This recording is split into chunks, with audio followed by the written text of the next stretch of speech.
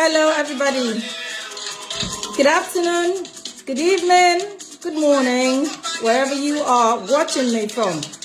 This lovely Saturday afternoon. I'm here in UK, and this is 3 o'clock. Yeah, 3 o'clock. Yes, come on, join in. This is another Tatafo with more Princess Adewonuola Hassan me Ogunsanya.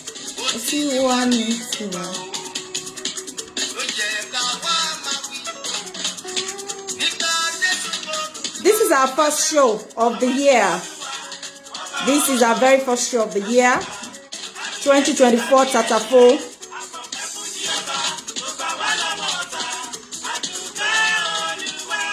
Join in, tell a friend, tell another friend that I'm out and we're doing Tatafo, our very first Tatafo of the year 2024, by God's grace. Yes, thanks for joining in. Samudiame. Thanks for joining in, my darling sister. How are you? Happy weekend. Tell a friend to tell another friend that I'm out and we're doing Tatafo, exclusive Tatafo show today.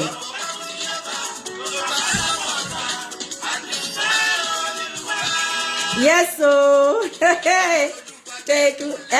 hello, darling. Yes, original Tatafo. That's why we're here. Today, me watch it. I think I dance more for now.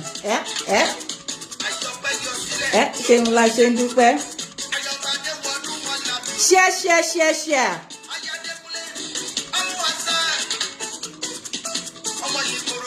Ikorodu oriwo. Yay, I'm a little made.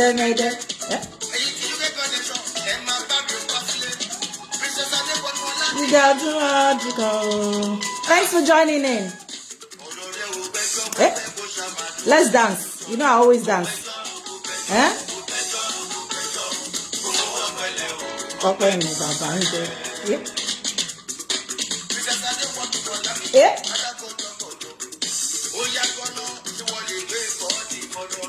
Give body.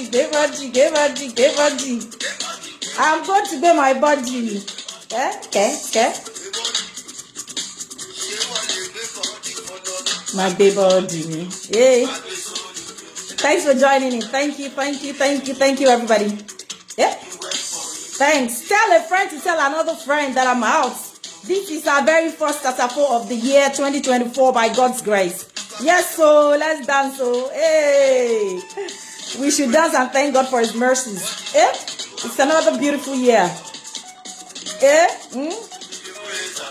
My birthday was last week. So, move on your birthday for you. Speak about me, princess.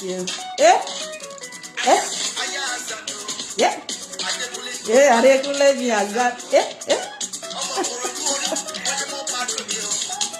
Oh my, look, my head is swallow. Mr. Kasali Leorioluwa, thanks for this music. I love it.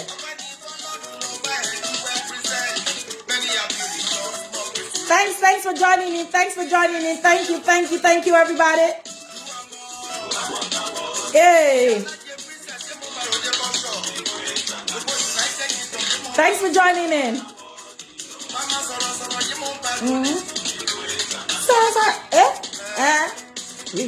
Hey, from the ages past. Mother. This one about. Hey, Mama today me la go. Today me la go. And I don't. Hello, everybody. Good evening, good afternoon, good evening, good afternoon, good morning, wherever you're watching me from. This is Tatafo with Moa Princess Adewonuola Hassan ni Ogunsanya. And what is Tatafo? To know about this trick to warm up houses for practically zero cost. Tatafo.com is a show. We educate ourselves. We, inform ourselves.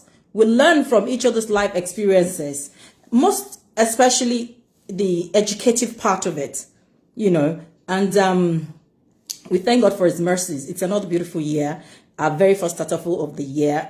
Please tell a friend to tell another friend I'm out and we're doing Tatafo. And we're going to kick off Tatafo today, with not just ordinary person, somebody that is quite, out there. We all know her, well, most people know her, and I'm really, really excited that she's on my show today, that she gave me that opportunity and that honor to honor, my show today by coming on Tatafo as the very first guest on Tatafo this year, 2024.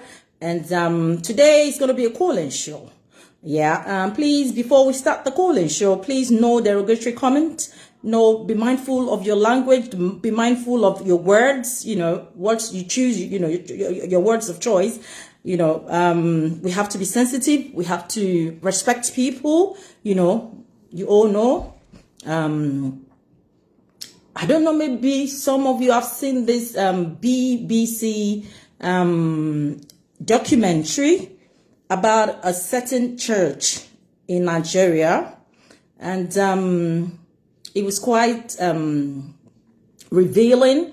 It was shocking to me. I don't know about other people, because that was my very first time of hearing that, even though, back then when I was still in Nigeria, I'm talking about 20 something years now ago, I heard about, the very church, but some people just spread different kinds of stuffs, and you think, oh, church is one, you can't just talk about other person's whatever. Do you know what I mean? So then when I heard, I was like, Nigeria people with their stuffs and all that. But, when the revelation came, when people started talking about it, and when I saw the documentary, that actually gave me an insight, and I was like, oh, some people have been really talking about this church, but now it's out here, like, is this real? Or it was like I was watching a movie, like out of, a blockbuster, like what's going on? Like, did this really happen? Is this serious? Like, is this real? Or is it just, I don't know, is it fiction or something that I couldn't fathom it? So I was like, oh my God, I got very, very, emotional. I got really, because I'm a Christian, and you all know that Christians, we dwell in the house of the Lord. That's our churches, and we respect our pastors, our prophets, our prophetesses, and all the leaders, in our church, even down to the workers in church. There's this respect you have to give to them, because they work in the house of the Lord. So I used to think, like, although, you hear so many stories about false, prophets and prophetesses and all that, but this was just too real for me. Like, I couldn't just, hold it anymore. I just had to get in touch. I had to get in touch, even though, watching the documentary, part 1, part 2, and part, 3. And it was quite a lot to soak in, So I said, I'm going to reach out to someone, and luckily for me, I was really, really blessed, to talk to her. I was blessed, to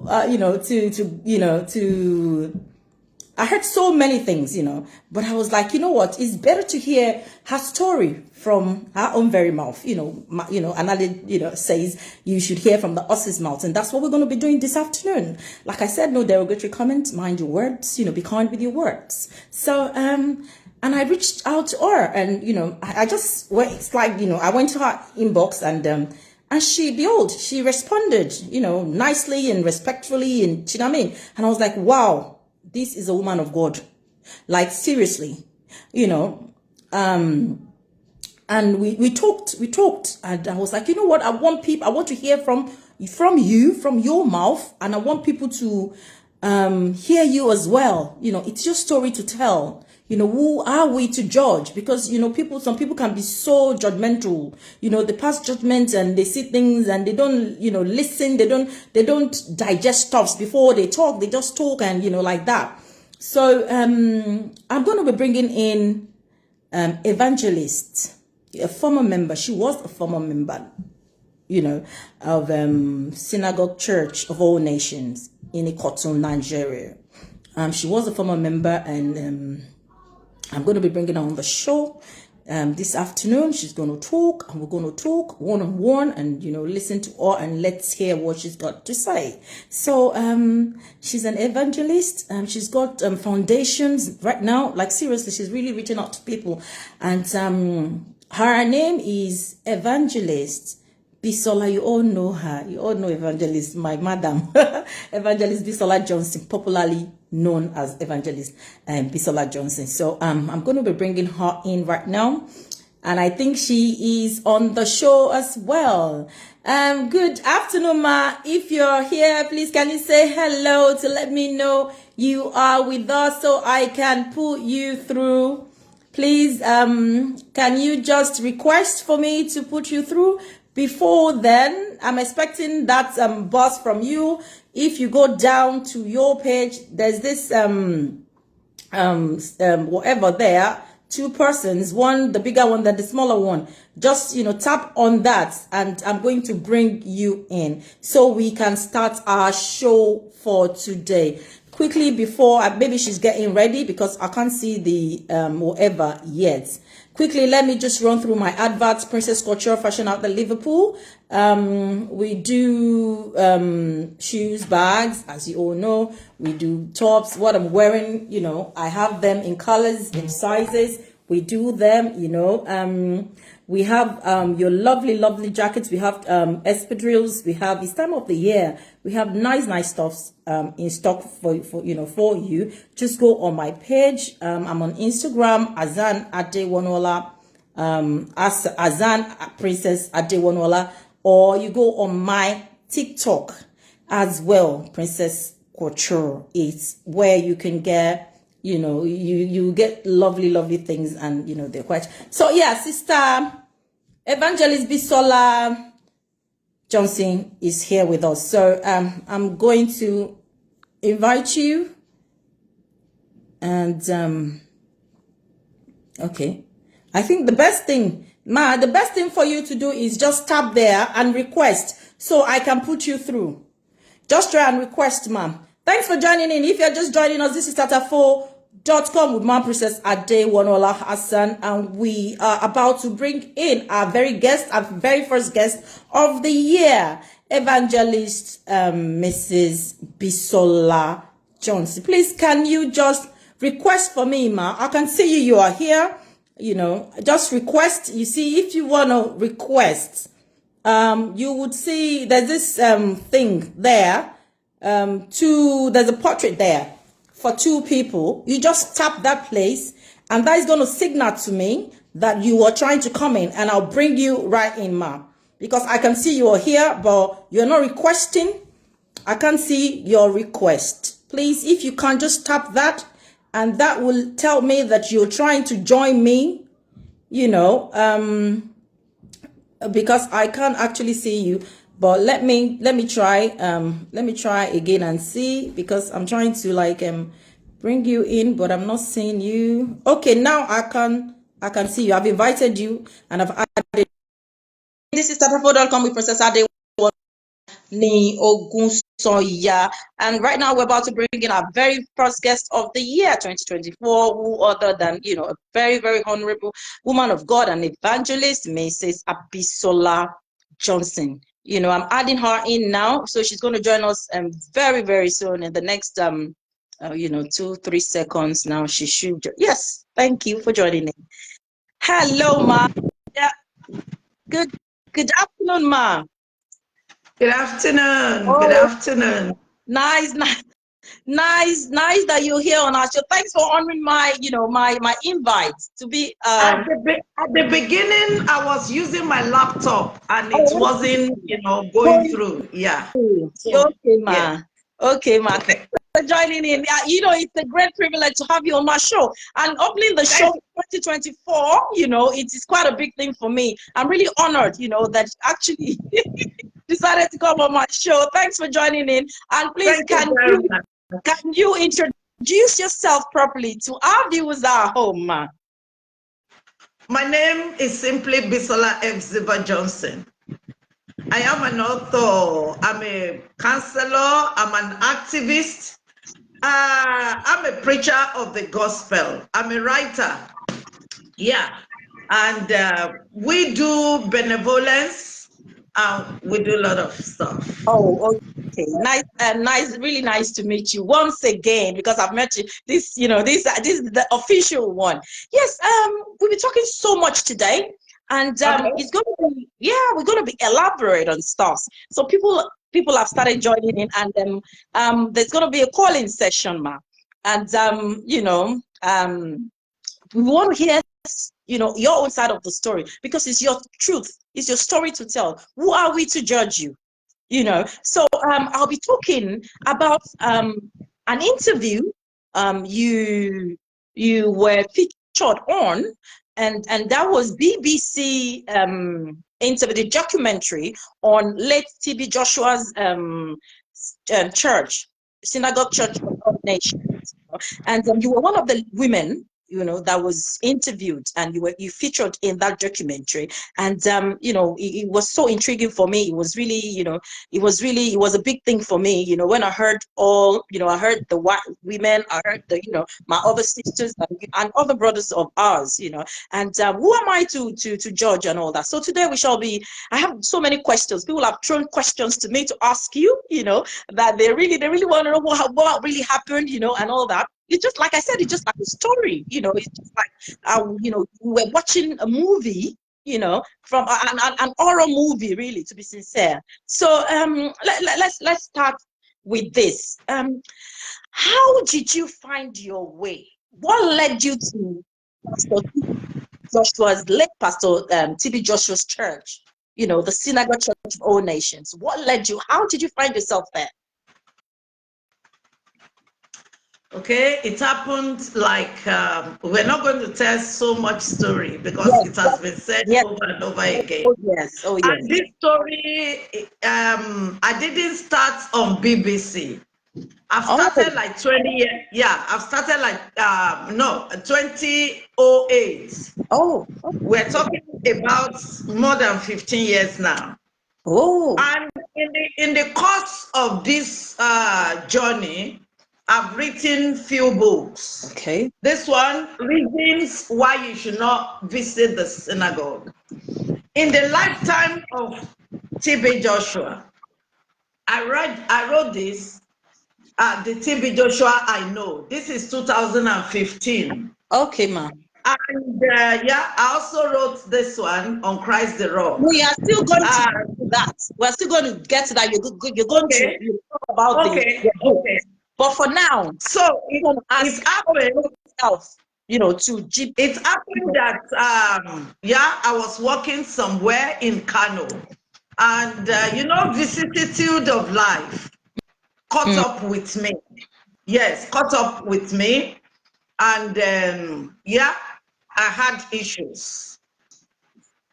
It is every man. I mean, it's for every man to have one issue or the other. You're right. And because we do not know better, Yes, we do not know better. Mm. That's why somebody said, oh, there's a man in Ikotun, he prophesies and miracles and all that. Okay, let's go. We jumped, we got there. And when we got there, come and see crowd as if that, as if they put butter on bread, they just spread out. Wow. So, we were impressed. If so much crowd can be here, definitely something, tangible It's will happening. come out of this. So when we got there 6 a.m. because the lady said, we got to get there early. So when we got there, we were under lockdown with videos. You understand? Not that they didn't allow us to go out, but Okay. they kept on playing videos. Okay. Different miracles. To And stimulate you. why I was seated, at that time, they were operating what they called prayer ground. Okay. Yeah, where there will be beach sand. I think early in the morning, TB Joshua will go there, do whatever he wants to do. Then a lot of people will be going there to pray. Some people will be eating the sand. Some people will pack the sand home in order to put it inside a camel or tea or something. You understand? They, kind of different weird things. And in my own presence, I saw a woman walked in. She, at that time, it was not as touch as this. Okay. You see people, people will be naked and all that. So this woman was naked and a womb came out of her. Yes. Okay, I don't know if it's a womb, but that's what the commentator was saying. Okay. But something came out between her legs. Okay. You understand? And it was like a raw meat. Possibly it could be something else. I don't know. So she went to that ground and she was using that sand to rub. Suddenly, we didn't see that thing again. I cried. Miracle. I cried my head. It was later in years I knew the game. Oh, but right there, it was a game. Yes, it was. But right there, that was what I saw, that I said, oh no, this is the last bus stop. And we were there till around 6 p.m. Okay. Another service was about to start. Okay. And there was a man who prayed, who made opening prayer. Okay. And while he was praying, they said everybody should close their eyes. Yes, we did. Then while he was praying, another voice came out of the, microphone. Then I was just trying to, just to be inquisitive. Who is the next person? Then as I opened one eye, I saw this man standing right in front of me, staring at me, looking directly at me. So for me, something gave him out. His white eyeballs and his beards and his dark skin. Okay. It's like I knew this man somewhere. Oh. So, when I saw him staring at me, I quickly closed my eyes. And in my mind, I was thinking, where did I know this man? I didn't even know he was the pastor in charge.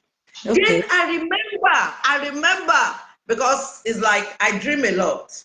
Oh. I remember that 2 weeks before then, I was in a dream in my village, in my father's village. In that dream, I was not happy. I was taking my stuff out of the house and I was making some complaints. Okay. The moment I stepped out of the house, I saw this man standing there. He was holding an office file. Okay. And he said he was looking for somebody. So when I saw the name, the name didn't ring bell. So I said it should go, into the other compound. So while I was returning the file to him, the file fell on the floor, and I saw that some sheet of paper came out of it. Okay. Because my dream is always very explicit. So I saw some sheet of paper, flew out. So while I was packing it, I looked at him and I looked at the paper. This is my handwriting. You should know your handwriting. Yes. So, yeah. So I said, where did you see all these letters? They belong to me. Why do you put them in another file? He didn't say anything. He was just looking. So I said, I'm leaving because it's like I can't stay here again. So I left him standing. I walked away. While I was walking, I looked back. He was still standing where he was, looking at me. Then I remembered that dream. And that was the trap.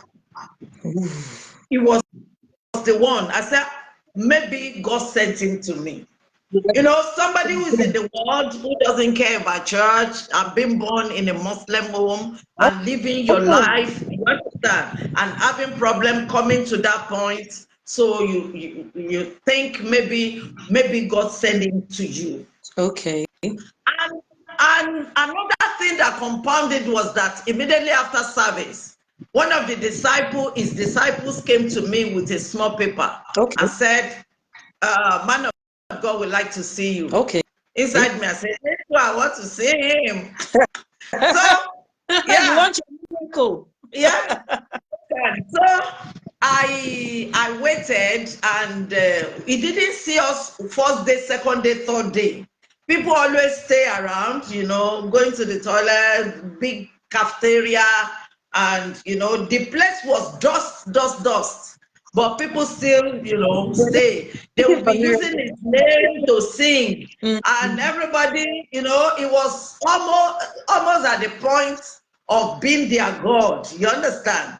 So, but because of what I too have seen, I've dreamt. So it's like I started flowing into the current. That it got such power. So on the third day, it was midnight when a man called Ore came to call. Not only me, there were other people. Okay. So, yeah, we followed him and we were ushered into disciple quarters. That's what they call it. Okay. Disciple quarters or common room. So when we got there, everyone was going to him one after the other. When it was my turn, I got in. I didn't see anybody in his office. So I turned to a Jesus picture by the wall. I was just saying, Jesus help me. Then suddenly somebody tapped me by the shoulder. And I turned, it's the same man. So he wrote something like Arabic. I don't know if I think I have, while we are talking, maybe I will get to see something like Arabic. It is not English, you understand? Yeah. He just wrote it like, okay, something, I don't know if you can see it. Okay, yeah, I can see, something, something like that. Yeah. So he asked me, have you seen me in your dream before? Before I could say Jack, he handed that thing over to me, said, put it under your pillow, whatever you see, after 3 days, come back. I almost hit the moon, So I went home, and my folks were saying that, why are you always sleeping? You just eat and sleep. I said, I'm expecting visitor. So, and second day, in my dream, I saw a snake charging towards me, and I screamed. As I screamed, I saw this man floated into the room. He didn't pass through the door, he floated through the wall. I said, why are you shouting? I said, there is a snake. He said, where's the snake? I said, you should look around, maybe under the bed. He bent down. Then he came out with maybe something like a worm, very small, unlike what I saw. Then he said, don't worry, they will not hurt you again. Ah, I packed my things off to Squan. When I got there, they had already known me. Yeah. They call me Sister Kano. So, and they took me through the back door, and I saw him and I gave him my testimony. So he said, I will go and give confession. Okay. That, your family, blah, blah, blah, blah, blah. Okay. I was ready to say anything. And somebody was, given to me as coordinator to help me, direct my confession. You understand? That my family, they are not good. You understand? Yeah. So, and it's okay. We went, we gave confession, then we came back. So he said, what do I want to do? Okay, he said, what can you say about me? What can you say about him? Okay. So, he wants to put himself in a pedestal. So at that time, of course, I told him what he wanted to hear, which I cannot repeat now. So, because I've known better. So he said, what do I want to do now? I said, I'm going back to Kano, get married and continue my work and my business. So he said, is that all you want to do? I said, yes. So he said, I should go and wait for him. After like 2 hours, he called me the same question. I repeated the same answer. He gave me 3,000 naira. I didn't ask for, I didn't beg. Okay, and you didn't ask him, why are you, handing, that money to me? You didn't even bother to ask him. I see people coming out of his office with envelope. Oh, he gives. And that is the point of destruction. Okay, because evangelists, people had a lot to say about him. That he was charitable. You go there, he gives people alms and all that. And how true is that? I think he is. He was. That's true. That is very correct. Oh, okay. That is very correct. Okay. He only used that to cover his another face.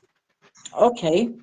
Yes. If you just join in, this is chapter4.com with Princess Adewonuola Hassan, and we have our very first guest of the year, Mrs.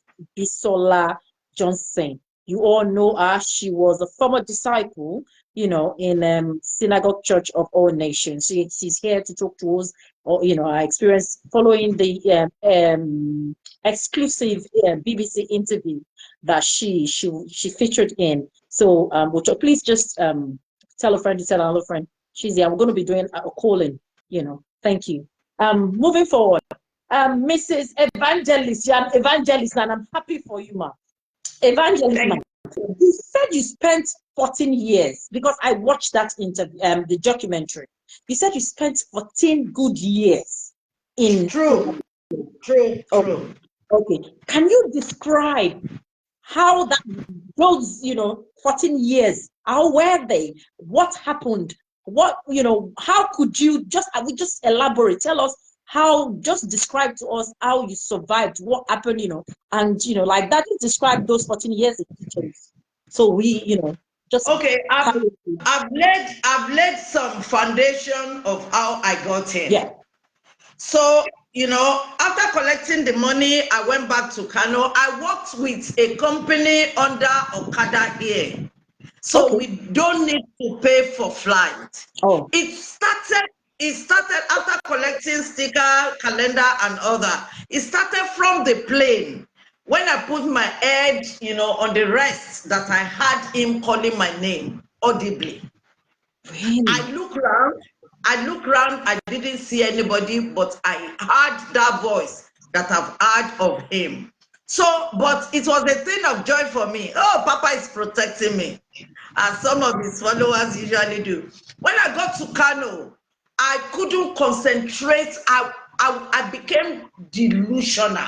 Wow. I couldn't concentrate to do anything. Sleeping, I found myself in Squan. Sleeping, I found myself, So he gave me his number. But that time there was no mobile phone.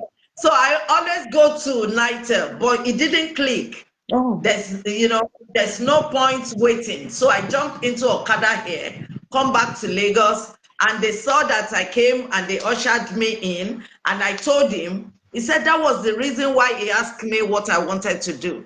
Because God has already spoke to him that God wants to use me. Please when I was in my 20s. I don't know who is calling me. Do not call me. I'm going to block anybody calling me. And I know that number. That person keeps calling. I don't know. Please do not call me. I'm on live show. I'm sorry, viewers. Sorry, evangelist. That's what they do. You just call me on my live show. Why would you do that? Just have respect. Please, have respect.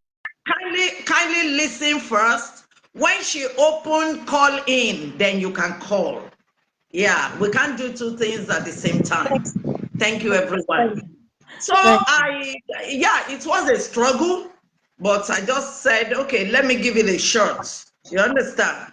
So and he said I should go to the studio. And I was in the studio, It was a week after that I got in Squan. Okay. I usually don't see him. We were walking in the studio. Then somebody came for me. We were preparing for service that day. When somebody came for me, that Papa was calling me. So we run. Even if you're in the toilet, he calls you. You don't need to wait to clean up. You run. Yeah. So we run. And when I got there, I was not taken to his office that I knew.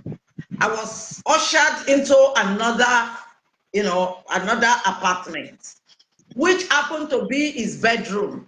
He said I should wait. The guy went in and he came back and I said I should go in.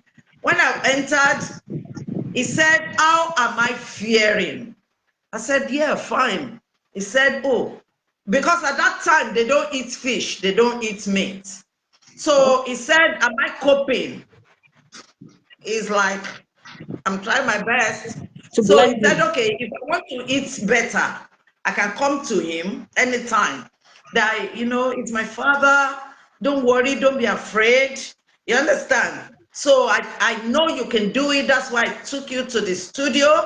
And, if there's anyone you are not behaving well, come and tell me. Come and tell me. So you are free to come in here anytime. I said, "Thank you very much." He hugged me. I didn't, there was nothing wrong.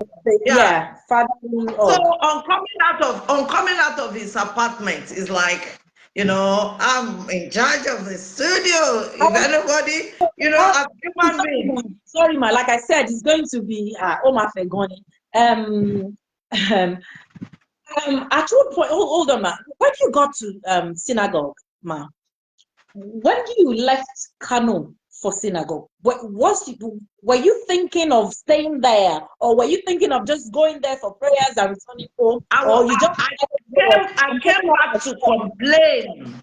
I came back to complain. To complain about what you saw, what you were. Yeah, I'm not making a headway, which I expected after confession and testimony. I thought I would just move on. You understand?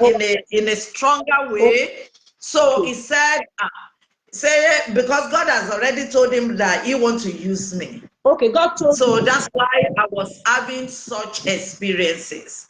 Not knowing that even before that time, one has been initiated. Yeah. Okay, that's right.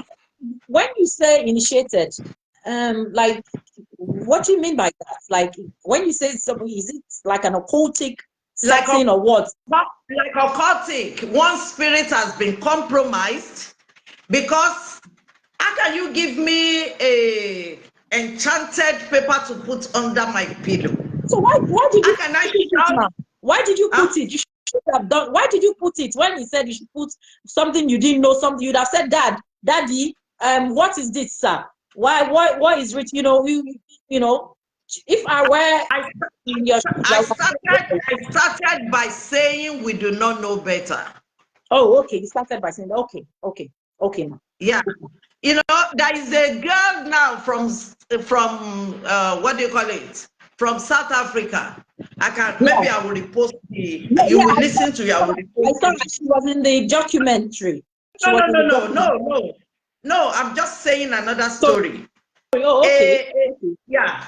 A girl from South Africa sent me a voice note because I usually don't pick call like that, I know. send text message. Oh. I know. So she sent me, and the narration is that she's in, she see a lot of people terrorizing her in the dream because she was addicted to Emmanuel TV, and they were warning her, but she refused. Now she's asking me, how will she be free? That is why you see me coming out here to educate the minds of people. If you enter it, except God loves you. Wow. I'm telling you, except God loves you, is a trap of the enemy. So after I left there, after like 10 minutes, they called me again that he was calling me. This time was different. Okay. When I got into his room, there was no light. I thought maybe before I left studio, because coming from studio to his room was like maybe 2 minutes, walk. It could be that I never talk in between. Okay. So, but I saw that it was wrapping himself in towel. My thought was that maybe he was going to the shower. We are preparing for service. Maybe he was going to the shower. But I saw that his towel shifted and he was naked. Why didn't you go out, ma? When you saw that, you walking in and you saw him, naked, why didn't you exit the room? Normally, that's what I would have. Yes. So when I got in, I was by the door. I didn't, go nearer to him. Okay. I knelt down by the door. Then I put my head down. Okay. Because I thought maybe it was not intentional and I didn't want to embarrass him. So I put my head down and he said, come, I want to tell you something. I was still kneeling down there. I was afraid. People were always afraid of him in the quarters. So I was afraid. Then he said, come. I told you, don't be afraid. He just stretched out and dragged my hand and straight on his manhood. Whoa. And was rubbing it. I wasn't a saint. I just came from the world. I didn't go there to sleep with a man of God. I went there because, he said God wants to use me, and, that was even outside my mind. And, for the fact that because we are loose in the world, God wants to use you is opportunity for me to be reformed. You understand? So, and I stiffened. It's like, oh, sorry, sir. I thought not because of me, but because of him. If this kind of thing happen, how will you continue doing the work of God you said you are doing? Please, So when it's sorry, ma. How old were you when that occurred? How old were you? I was 27. Oh, you were quite mature then. That's right. So was it because I understand you sometimes when you go through some stuffs, when things happen sometimes, you'll be like, are you in the spirit realm or you are what's going on? Like, that is what body experience. Okay. So you could. Yeah. Oh, okay. And I was told you were a virgin when you got there. You were a virgin. No, I never said that. I said I was working in a bank at the time. Oh, okay. You I were was working in Pramacha Bank. And then, yes, so you could decide your decision. Everything was intact. If you didn't want something, you would have said it. If you want, that's right. Okay. That's right. That was the reason why I did not sue him to court. Okay. while he was alive. Because I was thinking that, you know, getting to call people will say you are matured, you understand? Consensual. Okay. Wanted to do Yeah. it. That was why it happened. Okay. Yeah. Okay. So I didn't cooperate, and he saw that it's like, what's going on? So he said, okay, I can go. Then as I left his room, I saw a lot of girls. They line up you know, by the door. Later, I know it's a usual thing. A routine. Yeah, it's a routine. Before you go into the service, you must do that. Before, when he come back from the service, that's the usual thing. So when I left there, it was a war within me. Who should I tell? What really happened? Since I came in here, I've not even seen him in his office. Did I give him reason to do that? To do that. Do I come here as a snare? What is going on? So I was just thinking that I was relatively new. I couldn't tell anybody. Then you feel like understand? it's kind of special at the same time that you're special. Maybe there's something special about you. That was why he did that. Yeah, you know, I was thinking actually different things. So then we went to the service. Yeah, we, you know, in charge of the camera crew and all that.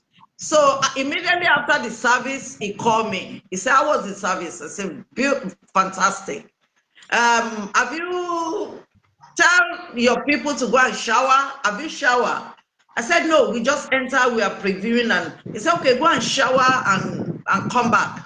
When you come back, tell Akin." Akin was one of the boys that usually stay in his bedroom. Tell Akin that you want to see me. So I didn't go until he sent for me again around 1 a.m. in the morning. And yeah, because usually in Squan, people don't go to bed like that. Okay. They don't sleep.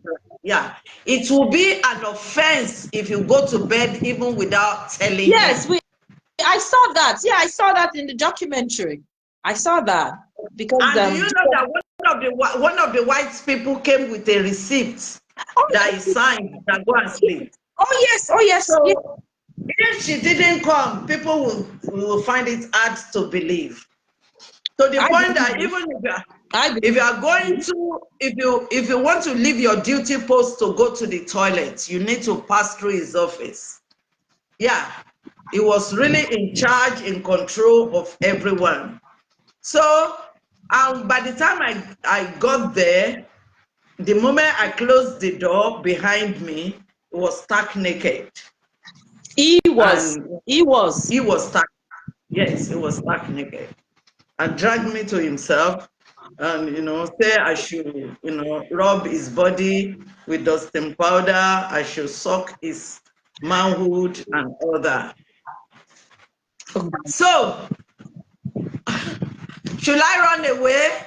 Should I do this? Should I do that? I was just thinking.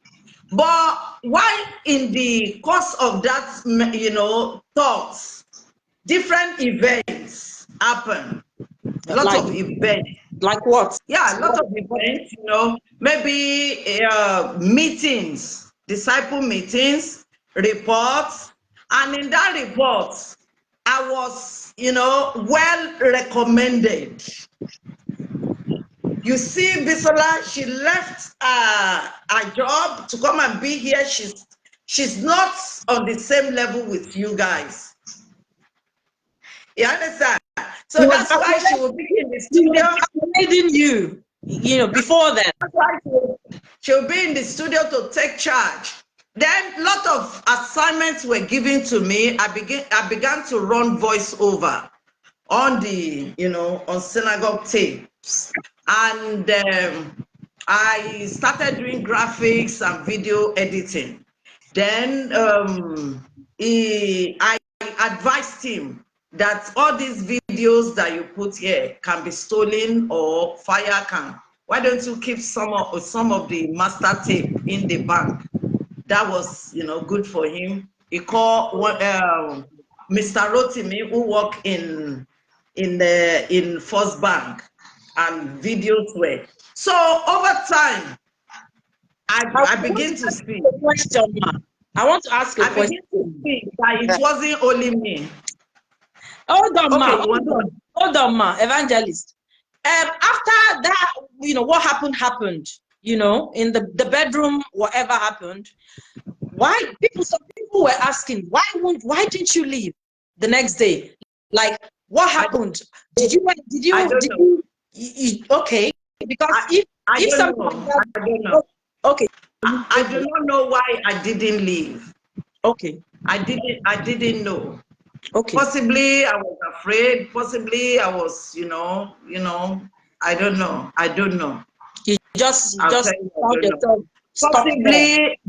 Possibly because of some, things that have been, spiritual, enchantments or Oh, okay. hypnotism. I do not Oh, know. spiritual. Oh, okay. Yeah. Because when it comes to spiritualism, it's beyond human comprehension. A young man, yeah. So we started staying there. Then I see that it wasn't only me. So then, then I started being exposed to the miracle side. How we arrange it. We arrange a lot of You arrange miracles. miracles. Yes. How do you arrange miracles? I thought miracles should be from God, should be real, should be spiritual, should be from. That's what we think. But we were told that we were helping God. You understand? They told you, hold on, ma'am. You were told that you'll be doing false miracle sessions, and you thought you were helping the church grow. They said we were helping God. We were helping God. You were helping God. Okay. Yes. Yeah.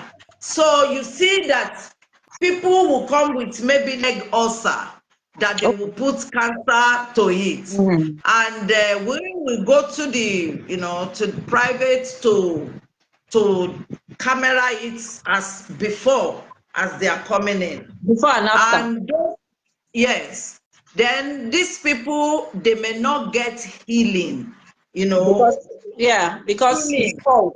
Until maybe, yeah, some people, they were monitoring them. They were giving water. Every week they have to come for water.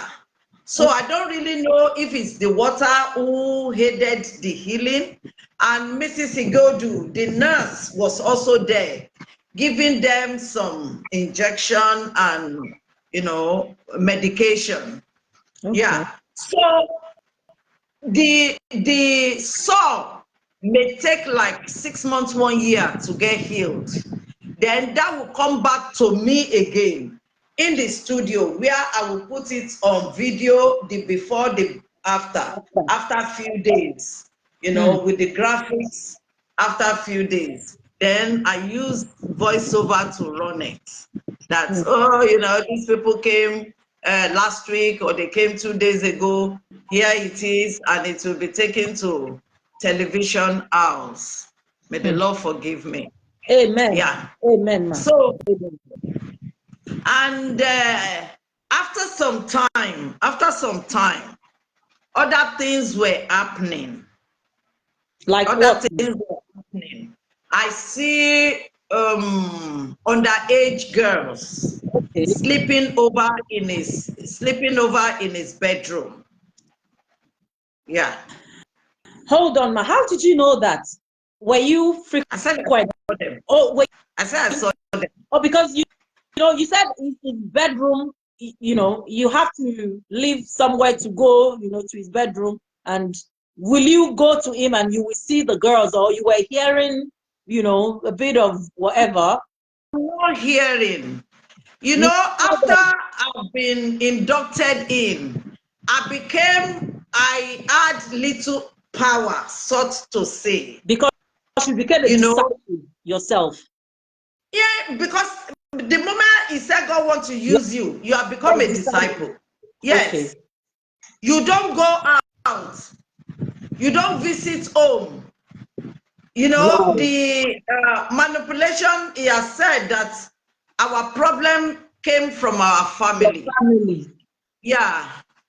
Your mother is a witch. Yeah, that's You know, that's doing the common whatever they use. Yeah, no share, Babel share, our family and share.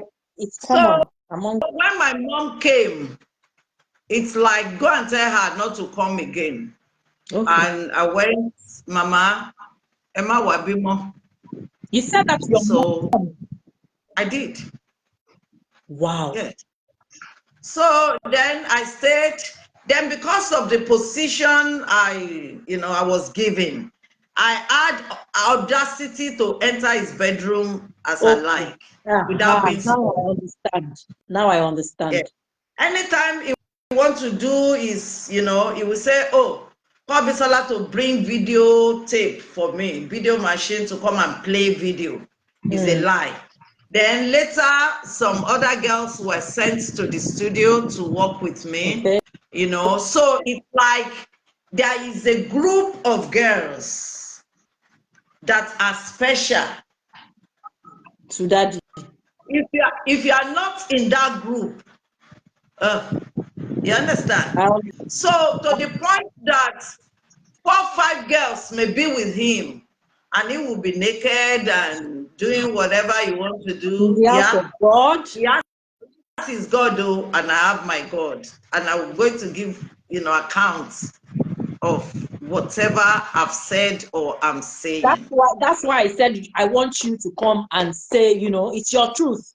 We were not there, was not there. It's your story It to is. tell. It is. So, sometimes you tell it and it sounds like Nollywood or Hollywood. Yeah. But this Yeah. is exactly. Oh yeah. Right. Go ahead. So there was a time at one point before then we were, we were given a picture about your mental state that you weren't in your right senses. Maybe something happened to you mentally. How true is that? At a point, was there something going on mentally? We I want to ask those people having that insinuation. no, because The what the one of the people that was oh my God, this white woman, she said something about lying that you had mental illness. She said something about that. that's Yeah, what that they usually they were say. saying that you were They were suffering from not mental. to lie. Yeah. That's why I'm asking people. But you said they always contradict themselves. Okay. You said you can heal miracle worker, and somebody had mental problem and you cannot heal her. Okay. You Because understand? people question that a lot. And you cannot heal her. Look at the Ajoke we are talking about now. Yes, She steals, she do. we are still coming to Ajokema. I'm still coming to Ajokema. Okay. So it's, life became normal. Going to his bedroom became normal. And jealousy starts, even Of among, you course. understand, Of among course. girls. There is another set of people, they call them Christ workers. These are married women. They even scattered at the end of the day because of the story. This one, Papa always, yeah. At the end of the day, that's good women thing scattered. Wow. Yeah. So let's with the disciples. But after some time, you remember I told you I have gift of dreams. So after some time, I started having some dreams, deep dreams that are still, things. At the beginning I thought maybe it's a lie, maybe Satan is trying to. But sometimes in Swan, physically, they will ask the electrical to off all the lights. And in the night, I don't know what they do in the night. You know, and everybody will be asked not to come out. In the night. So in the night. So there was this woman, Mrs. Bakare, who said he saw him. I didn't see. That he Okay. saw him around 1 a.m. leading some people to bury local pots in front of the synagogue. And that was why she disappeared. She didn't return to Squan. I began to see big snakes. I began to see him carrying dead body in the night, you know, running around the old synagogue. I thought this place cannot be God, coupled with the facts of the physical things that, you know, that was involved, lying, deceiving people. You understand? So, and I started praying. One day, I just said, I want to leave. Yeah, that's where I'm going to. At what point did you decide, like, you know what, enough is enough, 7 years, you know? 7 years after, Okay. I decided I wanted to leave. He used his finger, this finger, and draw mark on the floor. If I have 2 eggs, I should pass. Oh, it was challenging you that if you dare, if you have that guts, just step out I and should pass. what's going to happen to you? I went, I left. For So 3 days, I was just... So people can actually decide to leave the synagogue, but it will just take God for them to think, wow, it's the right time for me. If, you know, peradventure, God opens their eyes People and they want to leave. People want to leave. But going to Squan, you only see entrance. You don't see exit. ooh, You don't have God to go and meet him and say, I'm going home. You don't have such gods. I don't know why that happened, but you know, everybody will be in the meeting, and the way before the meeting, he has already had meeting with some people. okay. This is what you should say to somebody. This is what you should say to somebody. This is so you just get to meeting even in fear. You don't know if it's your turn to be reported. False Yeah, report. I heard that. Yeah, I heard that. And I heard False, the ladies talk about. false reports. Mm. So he, at the end of the day, said, even if they lie on you, it should make you to be tougher. But why Okay. should they lie? Why should Why should they lie? Why should we be practicing lies in the I house don't of know. I God? don't know. We If it Christians, you is, know, we just normal church-goers Christians that we go and worship God, you know, and all of that. You know, it baffles me because Christendom right now is nothing to write about. I'm so sorry. One thing about me, I don't talk ill about prophets, prophetesses, men and women of God. But sometimes we need to talk as Christians. Do you know what I mean? It's too hard for people to go into some churches, you know, because you don't know what you don't know. You question your own belief as a person, like as a Christian, like why am I going to church? What, as in, you see some things happen in Christendom and you think, oh my God, is it not better for me to stay at home and not go to church? Even the Lord says, you know, you should go to church where 2, 3 people are gathered. It's good to go to the house of the Lord to worship. But sometimes you just sit back and see, when you get stories like this, you know, we hear accounts from people like you, and you come in and talk, and you know, and we get to listen to you. It's you know, my guts up sometimes, and I'll be like, seriously, what is the point?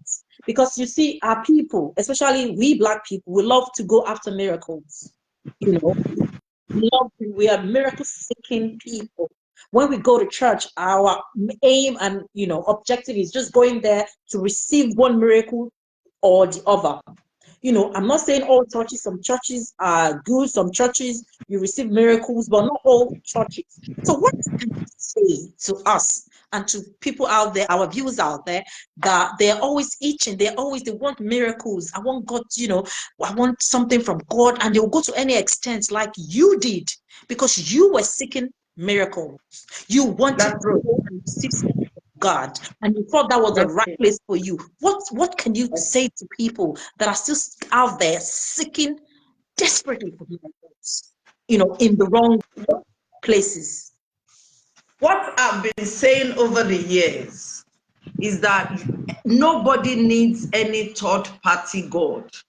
You don't need anyone to come in between you. And your You God. don't need prayer contractor. You don't need spiritual arranger. When Jesus died on the cross, the word of God says the curtain from up tore in two.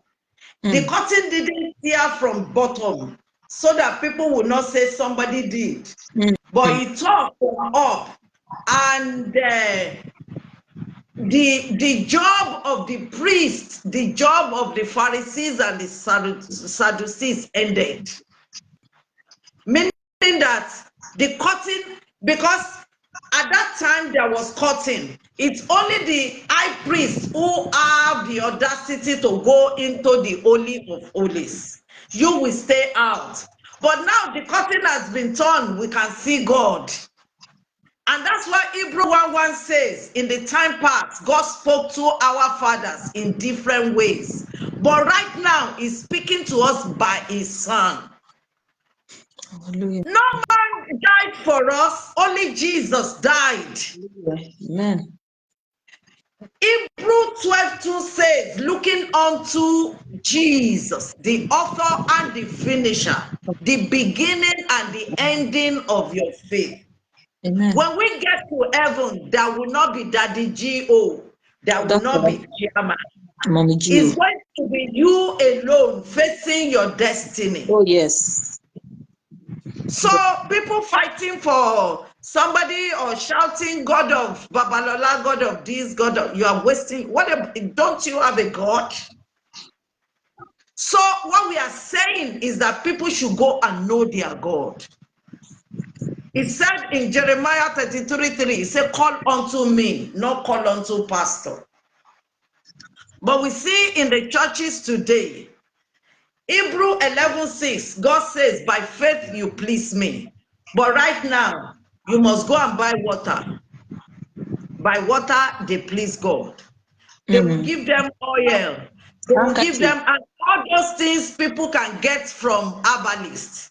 That's what they have exchanged the name of Jesus Christ to those elements. And this is the message for people. We are not saying you should not go to church, but before going to church, you should know God for yourself. So that when you get to church, they are now giving you false doctrine or telling you what is not in the scripture. If you have known the truth, if I had known even if I've known 3/4 of what I know today, when I get to Squan, I will not stay 5 minutes because the handwriting is everywhere. Was on the wall. Is everywhere. You will know that this is not of God. You remember there is a video circulating now. One of his wise men, he said when he wants to baptize them, he baptized them in dirty water. Well, we're now, it's okay. Maybe that's the water they have.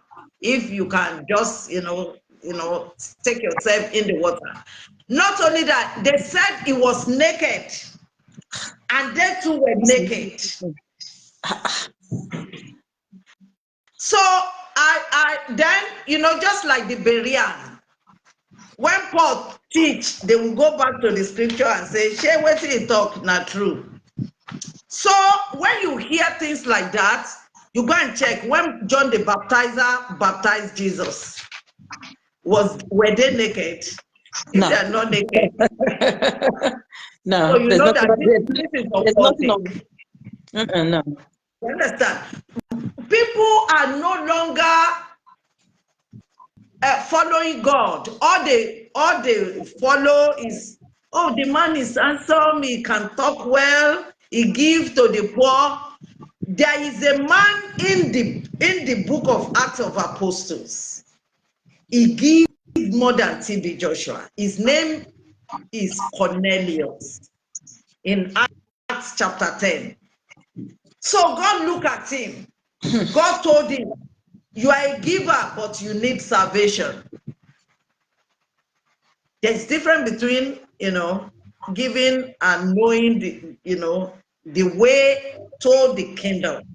You need salvation. Muslim people give, everybody give, even Catholics give. So it's not about giving, but knowing the truth.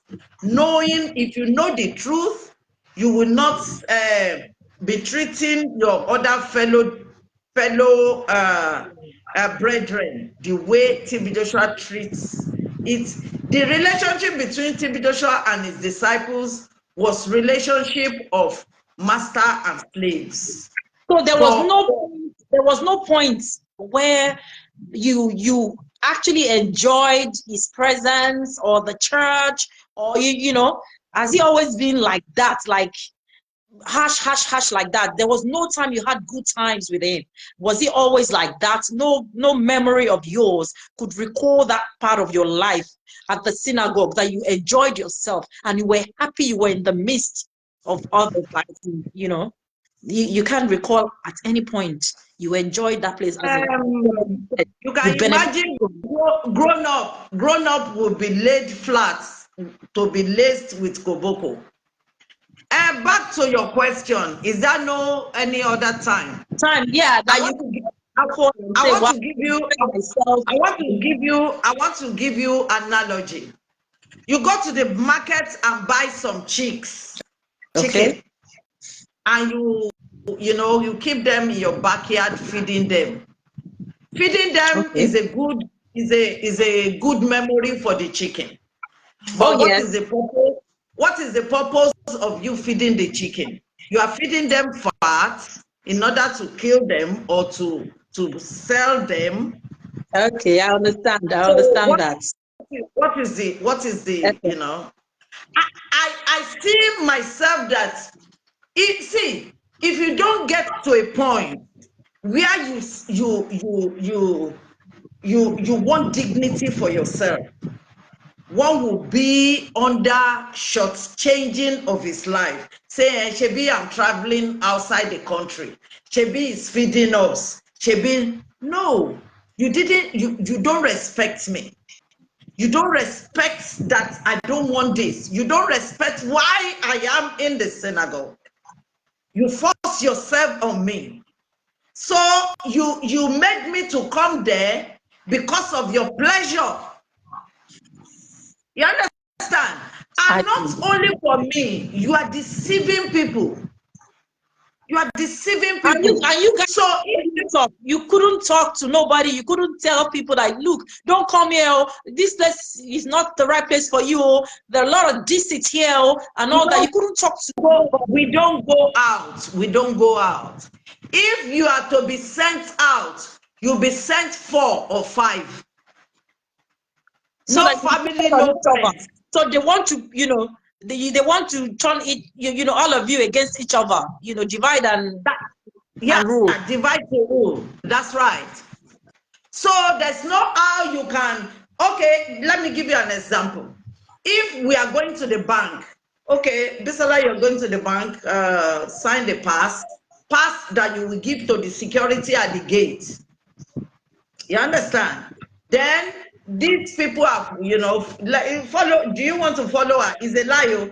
He has already told them that you are following. Do you want to follow her out? Yes, sir. Yes, sir. Okay. As we are going, you will see that he sent 5 people. You see that one person disappeared.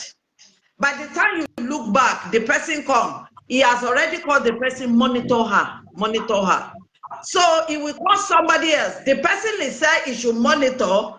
They will also monitor the person. So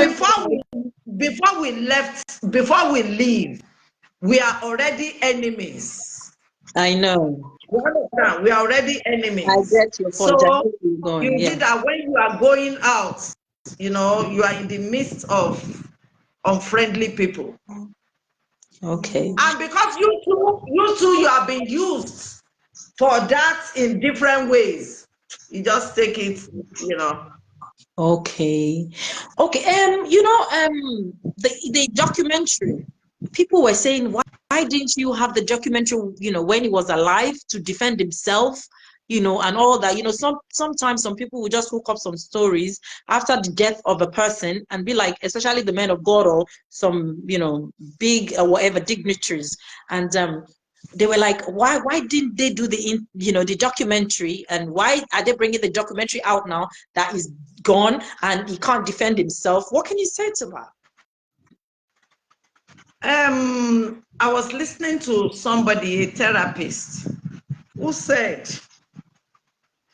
there's no time frame for a victim to come out to tell his or her truth, because everybody process things differently.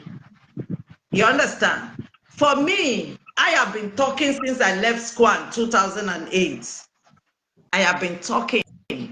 I've been telling people, even though they will abuse me, your eyes is squinted, your eyes. I say, okay, if my eyes is squinted, why didn't he heal me? Shebi, I supposed to be his testimony. Yes. You understand? Yes. So if I had mental problem, why didn't he heal me? Really? So I've been talking, but other people, they only find strength now. Okay. You understand? You can imagine one of the girls who was whose virginity was taken. It took her years to process. Sorry, who took her virginity? There is a case. Who took her virginity? There is a case. Who took her virginity? Who took her virginity, ma? TB Joshua. Ooh. There is a case in High Court. If people, people only sit on social media. If I hear something, I do my research. There is a case in Lagos High Court now. 3 girls, the same father, the same mother. TB Joshua defiled them. And the mother was not happy because he also slept with the mother. That was what, so they took him to court. He never attended court case throughout his lifetime. That happened while he was alive. That's wow. Right. So I've been talking. He will not come out to, he will just be, let love lead. But he has his own way of dealing with things. His way of dealing with things is burying people's pictures, using sword to, you can imagine in his prayer mountain, they have lanterns. People are giving me stars, but I can't see them. Thank you so much for giving me stars. I can't see who and who. In fact, I have stars on my page. I just don't say. Please. Thanks for the stars. Sorry, ma. Sorry. They remove the kerosene part and insert people's pictures inside. Yes, I heard and I saw some disturbing images and everything about what all I'm talking about right now is about the BBC, the exclusive BBC documentary that was aired, and I saw there was a point that I saw a man, an elderly man, with some pictures. I think your picture was one of the pictures there, and it was inserted in a tree. The back of the tree was cut up, and they inserted the picture. How true? I don't know, because it's just like, I don't know, it's doing my head right now. Like everything is just like. That's the reason why I wrote this book on Christ the Rock. We're going to talk about the book. Not for people to buy, I just have to say it now. Okay. After I left SQUAN, I saw another side of life.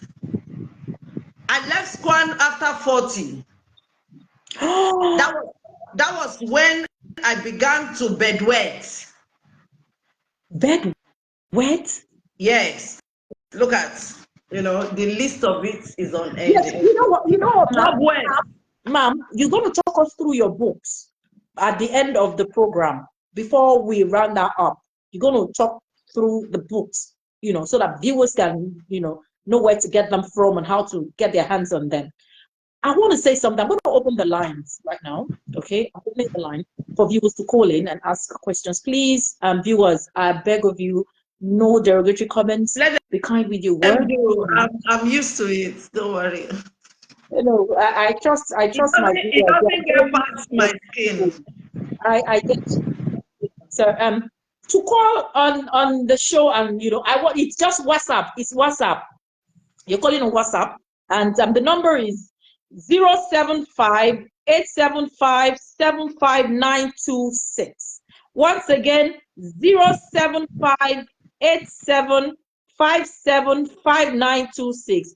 075-8757-5926 is the number for you to call. On WhatsApp, ask your questions, please, and be kind with your words. You know, please, I beg of you, if you want to call in, now is the time for you to call in. On WhatsApp, please, WhatsApp only. You're free to call on WhatsApp only. For Nigerians, I think you have to put something before the, is it to me, mom? Abroad, my number to man quick, to man please, just the number is 075, WhatsApp only, please. 075-8757-5926 is the number for you to call if you want to ask questions, you know, from Evangelist Bisola Johnson. Okay, moving on. Let me put this on so that I will know. Please call if you want to call. I'm just I don't know how to do this and pin this number. I don't know. 075-8757-5926 is the number for you to call. Please call in and ask any question you ask her. Yes, so yes, ma. I want to talk about Ajoke, ma. Things have been going out there about Ajoke that, you know, what I saw, what I heard from her on the whatever, whatever, she said my dad, as if, you know, late TB Joshua, Prophet TB Joshua, you know, was a dad, and you know, like that. But people have just started saying all sorts of things, and I know that Joke is a lie. We brought out pictures that it was all a lie, that Joke has been lying, and that TB Joshua is not her dad, and all that. How true is that, ma? Because you were with Ajoke at a point, you were there. Is Ajoke the TB Joshua's biological daughter, or an adopted one? I will only say what I know. Yes, ma'am. Thank you. You understand? And after saying what I know, people should go and do the maths. Okay. People should go and do the maths. Okay. It happened that a girl was dropped in the synagogue. And usually there were lots of situations like that. Okay.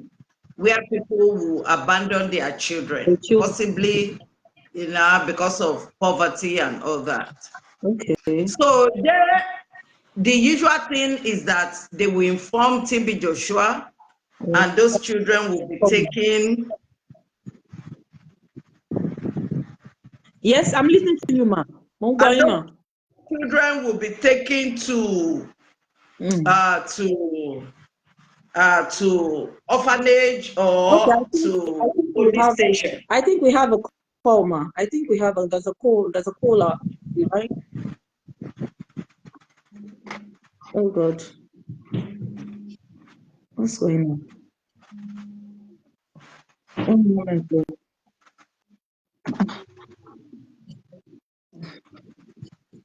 Okay, it's off. Am I being to call? Sorry, please call back. My wife please, that person should call back.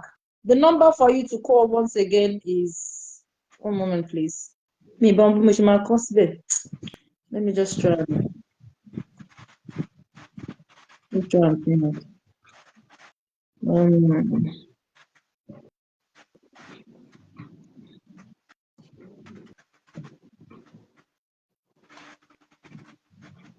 The number for you to call is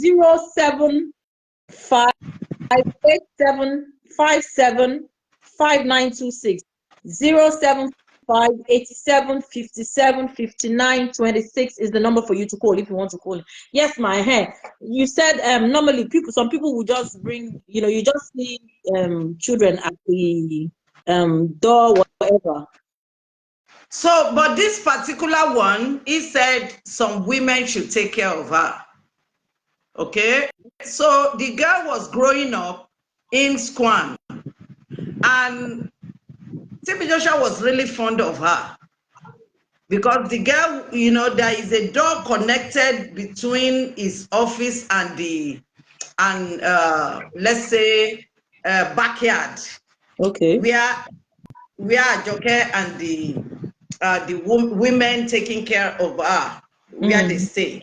So if you open that door, the girl will just come, pen, pen, pen. He was even calling her prophetess. Wow. Please share. It happened that when Ajoke was about 10 or 11, I was called from the studio. See, in Swan, in Synagogue, during the time I was there and time of TB Joshua, if TB Joshua mentioned 5 people name, maybe he needed something to be done. You understand? And he mentioned 5 people name. Your name is not among these 5 people. You are not happening. You are not, you understand? I get you. It's like, So I was called out of the studio that he was calling me, and I met Mrs. Adebayo in his office. And I met Anieke. Anieke happened to be the CSO then, Chief Security Officer, reporting that a woman is making noise, that she wants to see her daughter. So at that time, we didn't know that it was Ajoke. We thought maybe one of the disciples. You understand? So he said myself and Mr. Adebayo should go and interview the woman. What does she want? So when we got there, she said she's Ajoke's mother. And so we went back. So he said we should take her to Presidential Lodge. Presidential Lodge happened to be where he attended to influential people, important personality. So when we got there, we asked her, you said you are Ajoke's mother. Why did you drop her? Where is her father? Even before we go further. He said that his daddy that said she should drop her. That she always go to Sunday school to see Ajoke. But recently, she has not seen her. That was the reason why she came to the security post. And which daddy? He said, Prophet Joshua, say, okay, who is the father? He said, daddy is the father. We were taken aback. I'm saying what I know. We were taken aback. Then we went back to TB Joshua's office. Mr. Adebayo led the talk. What we concluded in telling him was that the woman has mental problem. Since, so because TB Joshua knew that me, I can express myself. So he turned, he said, Bisola, what did the woman say? I said, she said, you are the father. You are the one that said she should drop her. So he said, okay. He now take paper, write money, certain amount of money, and gave it to Miss Adebayo and say she should go and give it to her. Me, I went back to the studio. While I was leaving, he said, call me Aneke. It was later in years that I heard that the instruction given to Aneke was to make the woman disappear or not to come back there again. So how they make her not to come back, I don't know. The woman. Yes. So Ajoke continued growing, going to the same schools the Evelyn children were going. And she was even living with Evelyn. Who is Evelyn, please?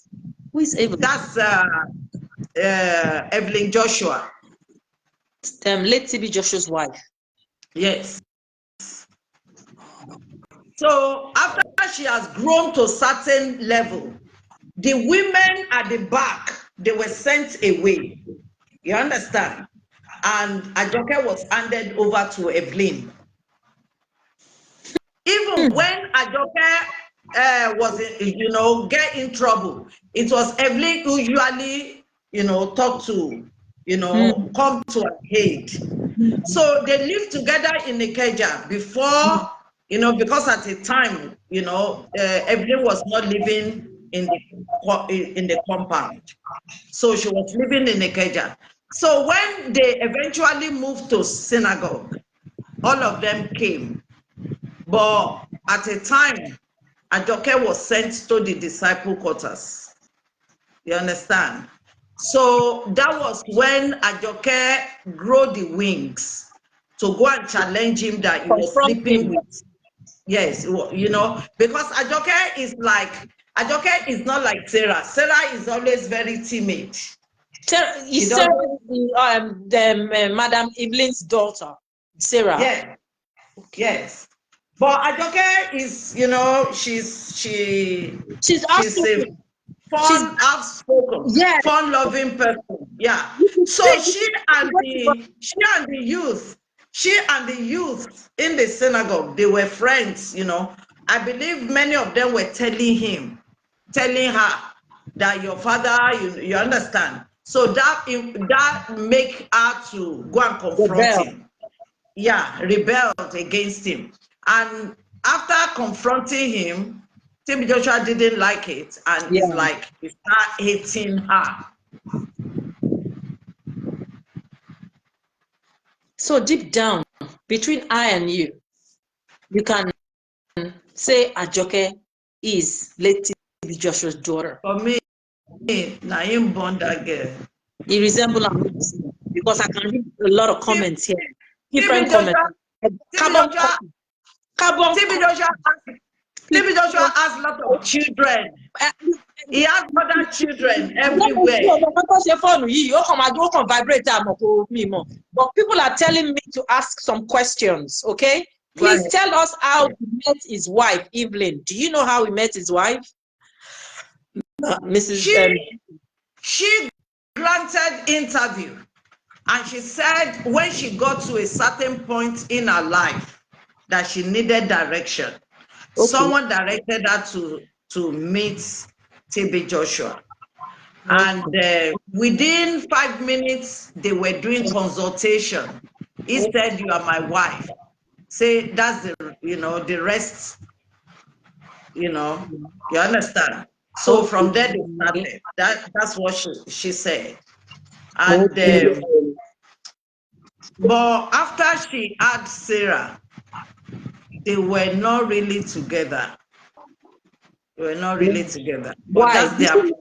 Did she know all what was happening in the synagogue? All the whatever that was happening. Maybe she didn't like it. Maybe she knew. Maybe she just thought, did she before God, before man, she even told me one incident. Not one incident. She told me when they were in Agodo that she was sitting down and she saw a lady and robbing her husband. She was just sitting, she cannot enter, robbing her husband and everything. Then after the lady left, TB Joshua removed his pants and dropped it somewhere. She was saying that maybe he didn't like the situation. He didn't like it and he didn't ask the woman to stop. She has told me that she walked into TB Joshua's bedroom and saw a girl called Olamide doing some things that we cannot even say. Orally. People should know. Yeah, orally. But at a time, she was banned from entering into his room. If you want to see him, you will call him on the phone. And I was in charge of studio, and he gave me command not to allow her to enter studio.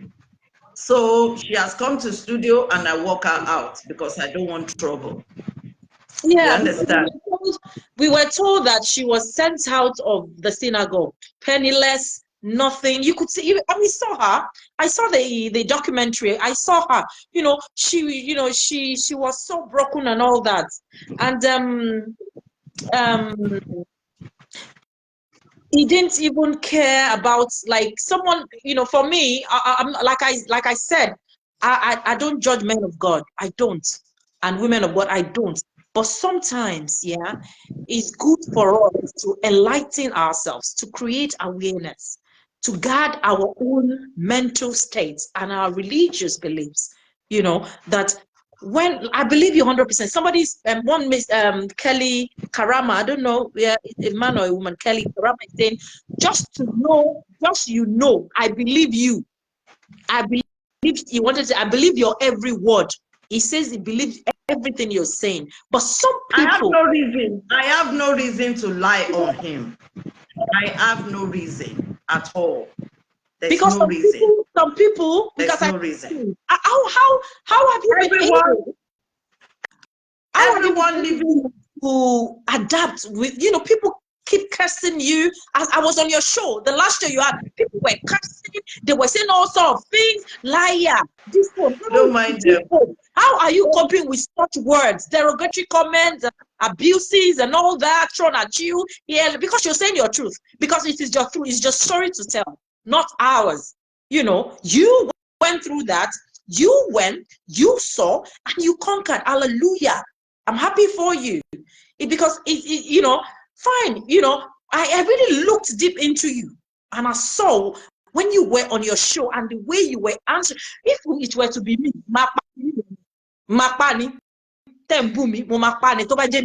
but you didn't. You were explaining to them. You were trying to let them understand that you would know, do you know what I mean?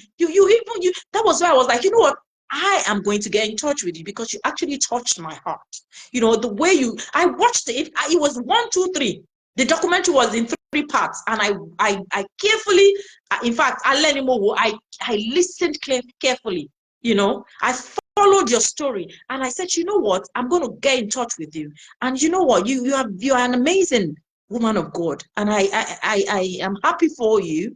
And I don't know, God will keep on, because I think that is what you're doing. Please tell us about your foundation. Please call back in. She's gone now. Thanks for joining in. This is Tatafo.com with Princess Adewonuola Hassan, and we've been talking with former member of the Synagogue Church of All Nations. We've been talking to evangelist Bisola Johnson.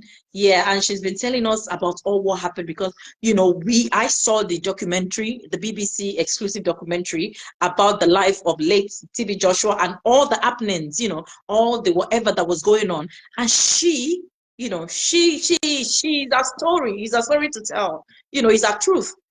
So when I saw, I was like, you know what? I believe this woman. I don't care, people. You got your opinion. Because the way she spoke, what she said, and how she said it. I'm going to bring her back in, because maybe something happened, maybe, in Nigeria, or something, but let's try and bring her back in. And please, the number to call, I don't know, the battery, okay. Can vibrate, or then cut. It will keep vibrating, and I'll pick it up, and it will 07587575926. Once again, for UK based viewers, is 0757 07587575926. 07587575926. Once again, 07587575926 is the number for you to call. I'm going to bring her again in. I think something happened, she went off. If you're just joining us, you've gotten the right place. This is tatafo.com, and we've been talking to, okay, let me see if I can bring her back in. Okay. Can you vibrate? I don't know. Okay, now she's on. Maybe something happened to her phone. Maybe the battery's gone off. Well, I'm sure she will. If you're still on, evangelist, just let me know by indicating that you're on, and just say hello, and I know I will know you are on because I think something happened to our phone. Maybe the battery or something. Pin the number. That's the problem. Me, I've not pinned any number because I don't do calling show. Me, I pin the number. Also, wow. Webimo, can you help me pin the number? Webimo, help me pin the number. Biko 075. Webimo, please help me pin the number. 07587575926. Webimo, please, if you can help me pin the number. Please just try and help me put the number up, and I'll pin it because I don't even know. I don't even know I'm going to do it.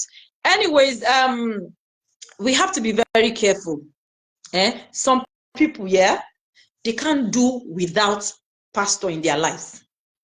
They want to I know we all want miracles. We all want change in our lives. But some people, some people, they can't do, if they wake up in the morning, they want pastor to tell them it's going to be well throughout the day. If they come back from work, they want pastor to tell them it's going to be well throughout the night. You are always seeking. You are always seeking for miracles. Yes, the miracle. But sometimes we find we tend to go in the wrong path, in the wrong places. We go to the wrong places to search for God. God is in our own hearts. I'm telling you, sometimes you don't need an intermediary. You need to talk to your God one-on-one. You don't need somebody to stand in gap. Not all the time. I'm not saying you do. Sometimes you do. You come together and pray. You come together and connect. You come together and agree as Christians. Yes, we can as Christians, but there's a boundary. There's a line between obsession. Some people are miracle. In fact, they are so obsessed with miracles that they don't mind going to any church in search for miracle. They want miracle. They are always seeking for miracles. Even though if they see any man of God praying, they tell the man of God, see me, please, can you see vision? I want you to see vision about me. Please see something. They ask, how can you, someone that has not said, you're speaking with a pastor and you say pastor should pray for you. Pastor is praying with you. As pastor is praying with you, if pastor has seen something, vision, pastor will tell you, madam, as I was praying, I saw something. The pastor will tell you, it's not you that will tell pastor, please, I need vision, please tell me what's happening. What do you want? If that person is not a true prophet, a true man of God or woman of God, and that person is happy, they say, me, I didn't see anything, no, madam. You just pray, go and fast and pray and talk to your God.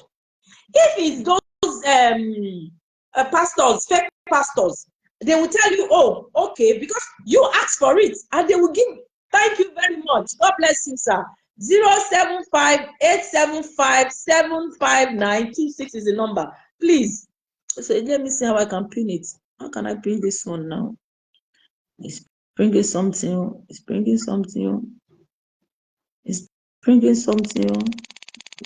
I don't let me touch it. It's bringing something. I don't know what it's bringing.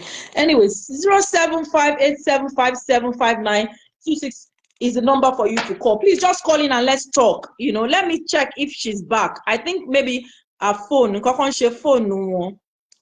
not coming through. She's gone. I don't know. Maybe she will come. Maybe it's her phone. Maybe something happened. Yeah, she is a survivor. Let me read comments because the woman, please tell us how. Okay, you said that. A lot of comments. Sorry. You see that's why I don't like all this thing to be checking. Anyways, let's talk. You've heard from Mrs. Bisola Johnson. In fact, I pray she comes back. Because I don't know what's going on. She's not there. Maybe it's her phone, Nigeria. More charge. Please, you guys, be very, very careful. Be very, very careful. There's a comment right now. Be very, very careful. Nigeria, they might have flagged her down. Okay, it's true. They might have flagged her down. That's true. I didn't even think about that. Once a flag went down, it's true, because this is revelation. She's telling us, her experience, all what she experienced and all what she went through in the synagogue. And I know there are some people that can still die for that man, and they will still do anything. I'm not judging anybody. This is her story. You heard her. You heard from the horse's mouth. She said our truth. Please, you guys, be very careful. Be very careful when it comes to pastors. You see some women, some women, they respect their pastors more than their own husbands at home. I'm not saying you should not respect your pastor. After God, yeah, your parents, if they are alive, if they are not, after your parents is your husband. Your husband is your mini God, not a pastor. You see some women, the respect they give to pastors and their prophets in churches. Now you see them. They don't give such respect to their husbands at home. Some will even leave their own homes to go and cook for pastor, to wash pastor's clothes, to iron pastor's this thing, to do everything for pastor, and they will not do it at home. They will not look after their own husbands. They carry pastor like this. I'm not saying you should not respect your pastor. Yes, you should respect your pastor, but even God says your husband is the head of the house. Your husband is your mini God. That's why you see some women, because they are looking for miracles. God has not given you problems. God has blessed you with your husband. God has blessed you with the little he can. But you are not satisfied. You are still going everywhere, to every pastor's house, to go and check yemiwo. And when they yemiwo, most of them, I'm not saying there are some good pastors. Some pastors are bad. Some pastors, in fact, you don't know what they do. Some pastors are terrible, some are good. May God help us. May God help us, especially us ladies.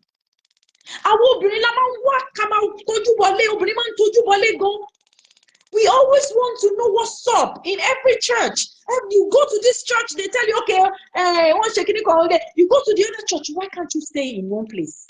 There's nowhere you are that God will not answer. God will answer your prayers anywhere, even in your house. When you stay in your house and pray to God one-on-one, God even answers better and quicker, because there's nobody. You know what you want to ask God, and God knows your heart.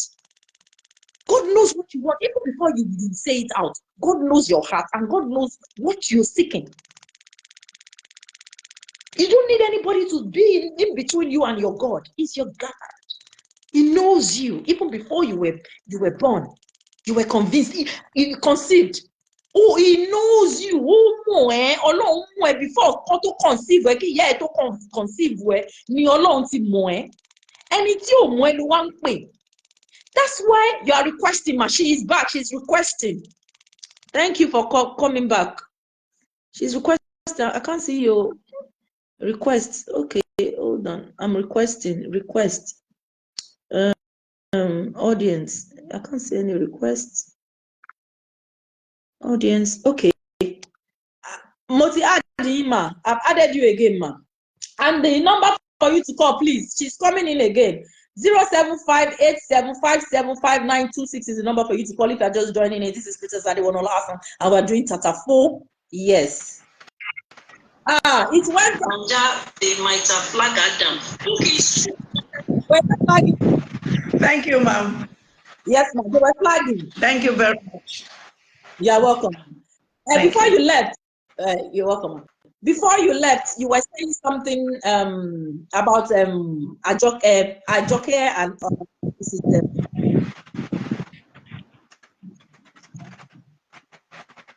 yeah, you were telling us about Ajoke, and sometimes they bring children to synagogue for them to help them.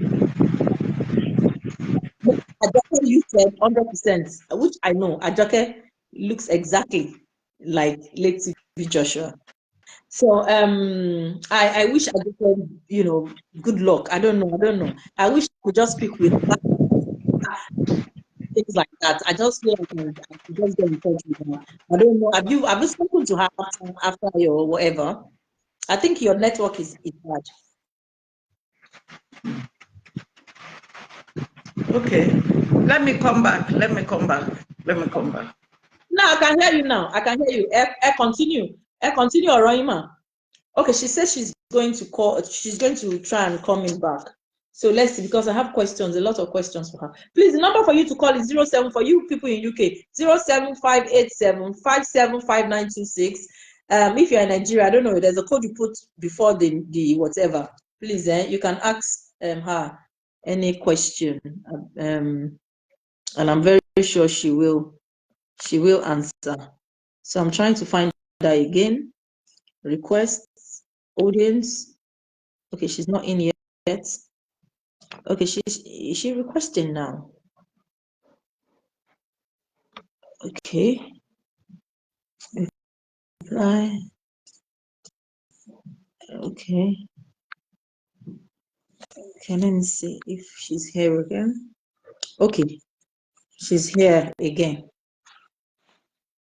Thank you for joining us. Thank you so much. This is Princess Adewonuola Hassan, and we're doing chapter 4. Yes, I think it's better now. Go ahead, ma. Talk us through your books and what inspired, you writing them. At what stage you decided to write books, and how we can get book. Yes, it's like after telling my story, after I left Squan, I wouldn't even have said anything much. You understand? I thought, oh, I'm living for good. Yeah, I'm living for good, and going, with my life and all that. But just because of the same pattern of people that live the defiant who live in, they will always meet a kind of Waterloo. I only enjoyed my life after I left Squan for 2 weeks, until one day I wake up after 2 weeks, I found a live tortoise in my house. What? How did you get there? And after I left Squan, I took apartments in Off Allen. So that place, there's no bush, there's no owl, tortoise. Yes. I started shouting, and the neighbors came, and then afterwards, it's one day problem, another day problem, nightmares, finding myself back in synagogue, being tied down, being beaten, being given injection, something forcing into my mouth. Then I started getting sick. I started getting lean. I went to the doctor, they can't find anything, and it's just go on. I can't even. If I wake up from my bed, the whole house will full of cobwebs. People don't even want to have anything to do with me. Spiritual is a spiritual. Snakes bite. Getting lost in the forest. At a time, I don't sleep. I will just sit down throughout the night. When it's 5 o'clock in the evening, I start getting, worried, because I can't sleep. You can't sleep. Yeah. Oh. So it goes on, different things, always naked in the dream, always climbing and falling, always I started bedwetting. Wow. So, and it was, then something happened. When it's 6 p.m., it's till morning. Like a baby's cry. I moved from that house to another, the same baby cry. Cats. Yeah, cats. Even like babies. Even one day, my landlord that time was just jokingly saying that we don't usually find cats here now. So, but within myself, I couldn't, you know, I just say, now, wow. So then it has to be a time that I was so thin, I was so weak, I was, you know. So I thought maybe I should come out to say something. I was thinking maybe I was going to die. So I said before I die, that was 2008, November. I said, before I die, let me just, I've been to different mountain, nothing. Different churches, no, pray. So then it happened that after I said what I said, then Prince Awofisayo contacted me. Somebody I know in Squan. He said, Bisola, we can support you with 10 million if you stop all this, yeah. At that time, if I get money to buy Indomie, I don't even have a gas to cook. I will just soak it in a bowl of water to just eat. Nobody wants to have anything to do with me. Even the people I know in Squan.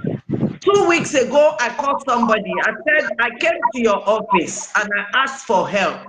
And you said, Papa said, you people should not help ex-disciples. Even the man said, are you still alive? I said, I'm alive.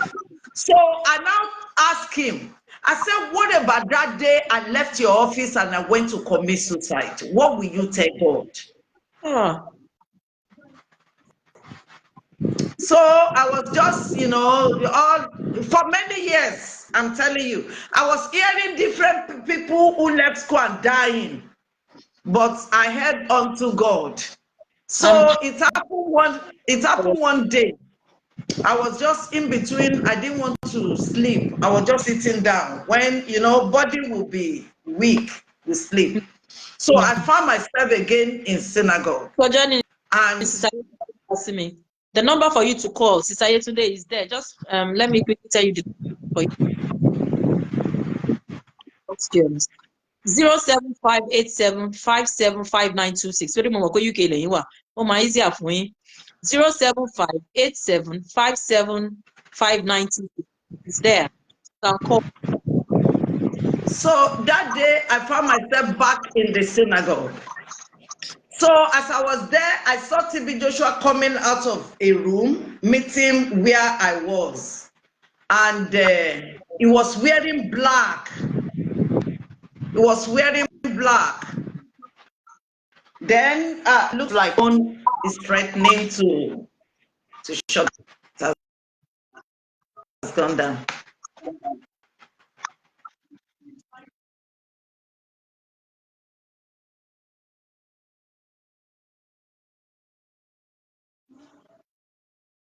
Sorry about that. If you're just joining us, this is Tadafo.com with Princess Adewonuola Hassan. And we've been talking to nobody but Evangelist Bisola Johnson, the former one of the former disciples, you know, of Church of Synagogue Church of All Nations in Ikotun, following the BBC documentary that was aired, that we saw on, I think something is wrong with the battery, maybe, you know, power supply or something in Nigeria.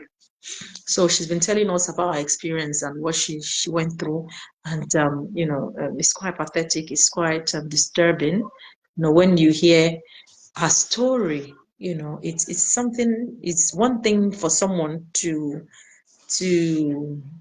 read about something, and the other for you to hear from the horse's mouth.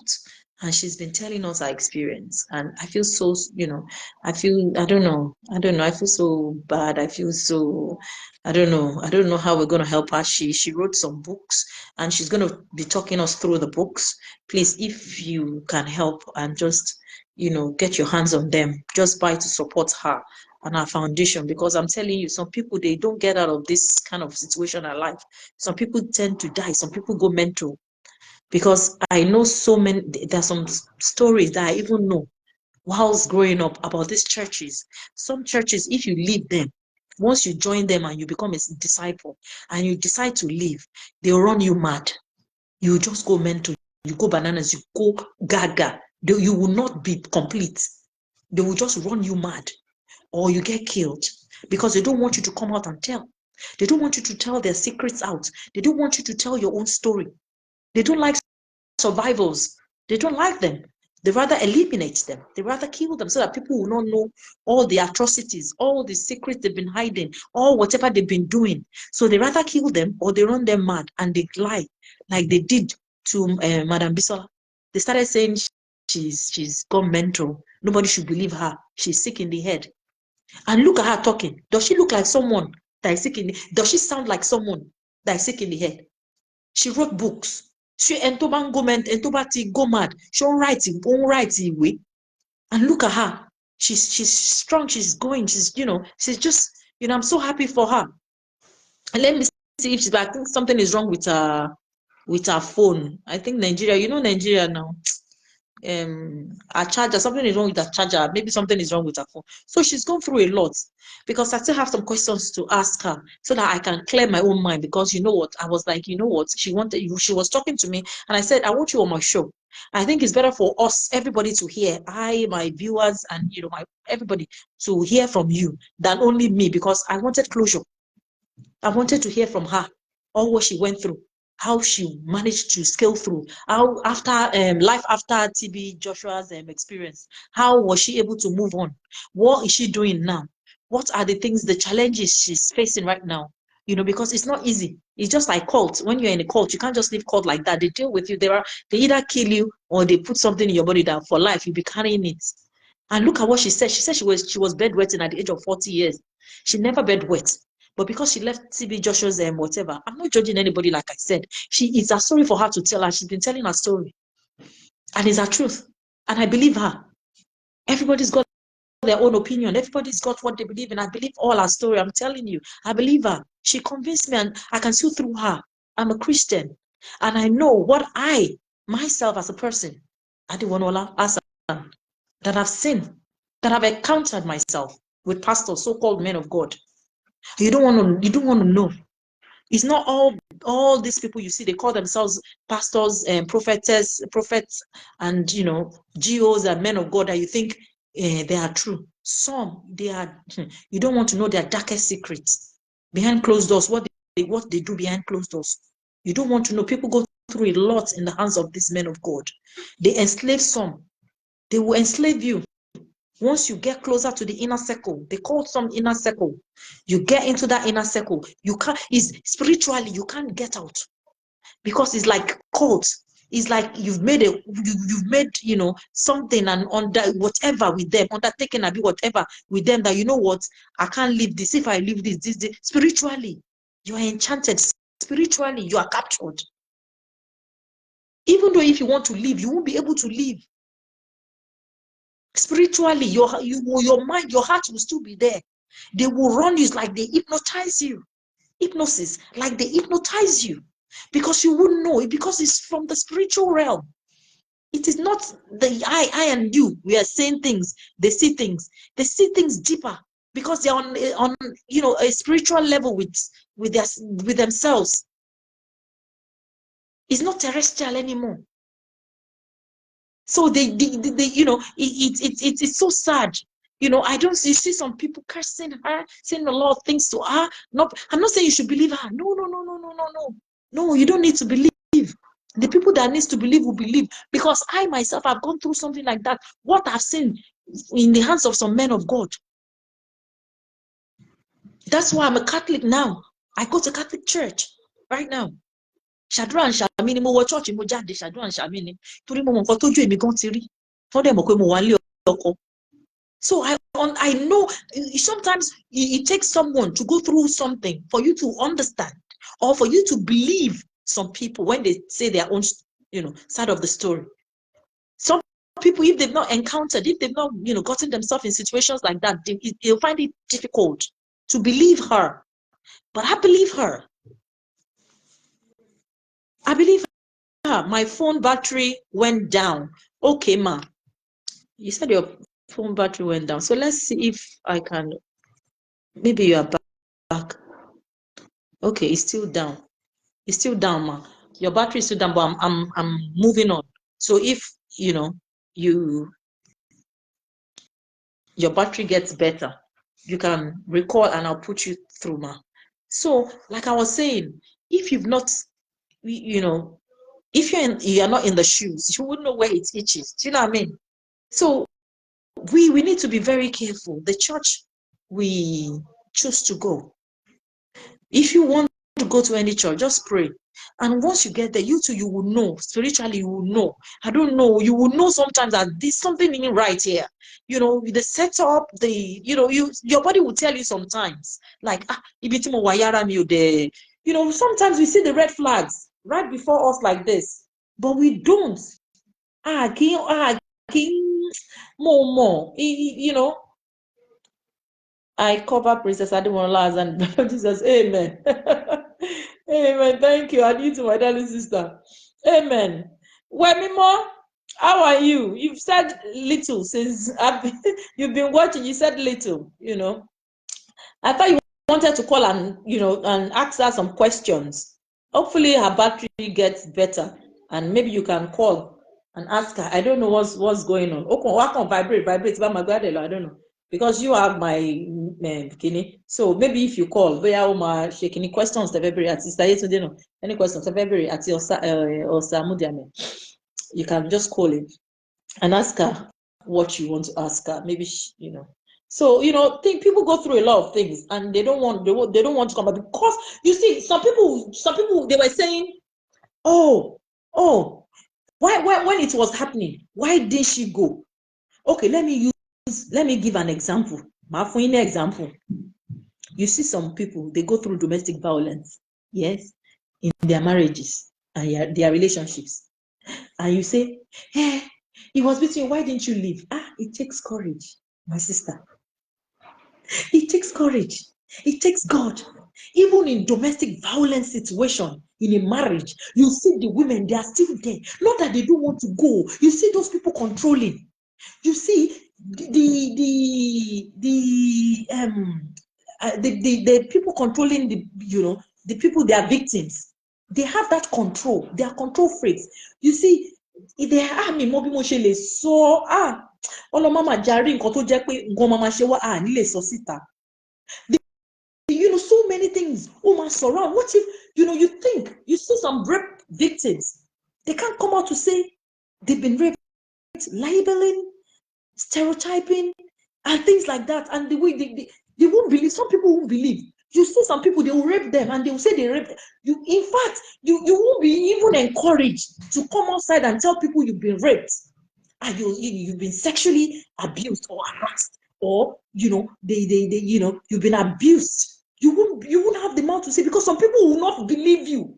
Some people will even say, why can't you give us for me to believe you that you've been raped? Let me see the footage, the video that they are raping you like this. That's when I will believe. Where is the evidence? Imagine somebody saying that somebody raped me. You are asking for evidence. Evidence? So the person, oh God, you see some people, the way they think, sometimes it baffles me. Somebody will come and say, I've been sexually assaulted or harassed or something. Somebody has just raped me and you're asking me for evidence. What kind of evidence do you want me to tender to you? Because I don't understand. And you want evidence. I don't know the evidence you want from a rape victim. So it baffles me. Let me read a bit of comments. Hardship and Desperation by Nike Okoro. Thanks for my sister. Thanks for this. Hardship and desperation sometimes blurs people's reasoning, hence ending up in those demonic churches. You're right, my sister. You're 100% right. Excuse me. Mrs. Osamudame Akonde says, women suffering DV in domestic violence in marriages often stay because of the kids. It's different with churches. Don't say that, my darling sister. My darling sister, some people don't even have kids and they are still in domestic violence relationship because they don't want to lose that man, because they don't want society, because of the society in which we are in, the society, the system in which we are built for is for people to, they want you to suffer in silence. They don't want you to talk.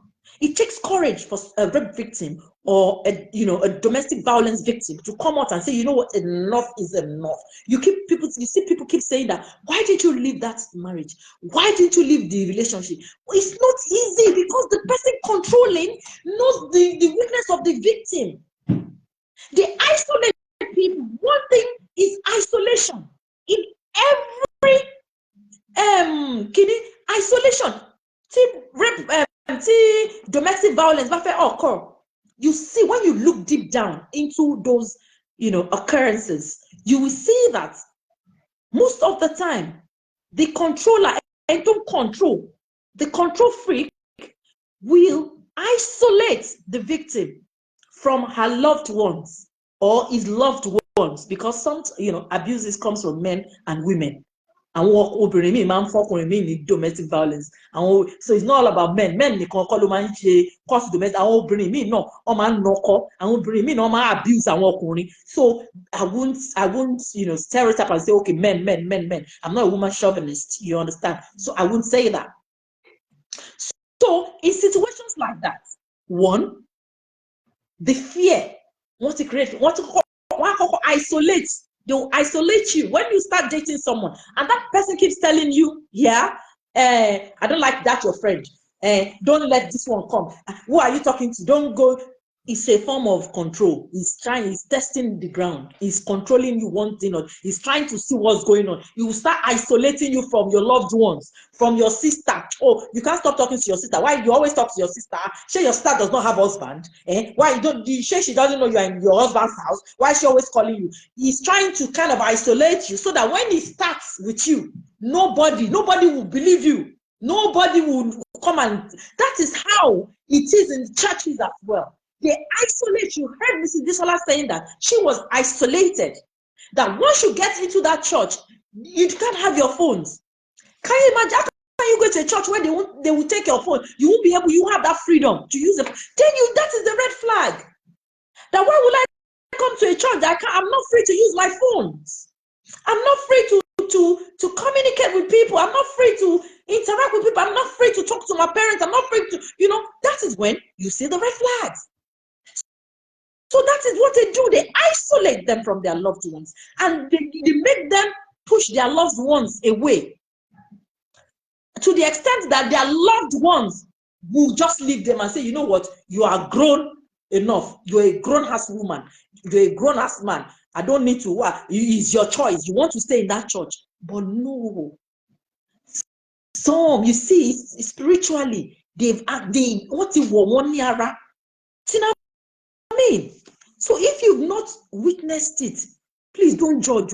Bikono, don't judge.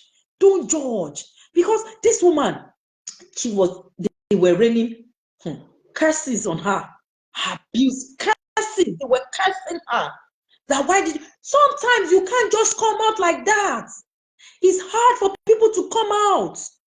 It takes God, the intervention of the Holy Spirit, that sees your heart, that you came for miracles, that you came to seek Him, and look at what you got yourself into. There are some people that are still there in captives. They've not left. They've not seen the light. That's why it's good to be prayerful. Anywhere you want to step your feet, anywhere you want to, just tell God that, Father, it doesn't matter. You're going to the house of the Lord, you still pray that, God, this church I'm going, God, let it be a good church for me. Please don't let me go. And you just pray in everything you do in life. Just pray that God should lead you. Because sometimes it's something you will go and look for. Another thing like she said there's entrance, there's no exit in that church. So please, I beg of you, maybe I'm going to bring her on later. Maybe, now that, that I've been talking, because I still want her to talk about her books. And I think her battery is fucking up.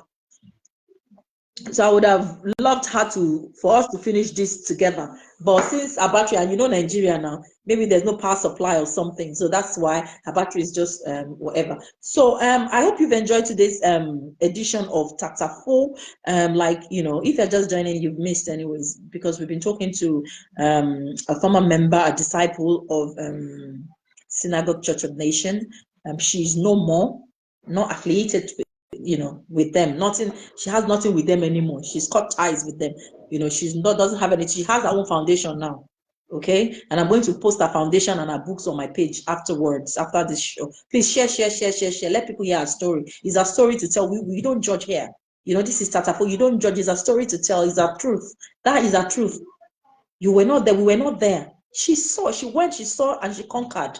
That's the most important thing. She conquered. Whatever bondage we are under, God should just help us. Whatever church you are going and you think you are trapped there, just Holy Spirit will just put you out from that church. Please, my people, please, let's be careful. If you say we are looking for miracles, be careful. Don't go and get yourself into the wrong church, a diabolical one. Please, I beg of you, please, let's be careful. Thank you so much, for joining in. Thank you. If you're watching this, because I know you're going to watch this later, Evangelist Bisola Johnson.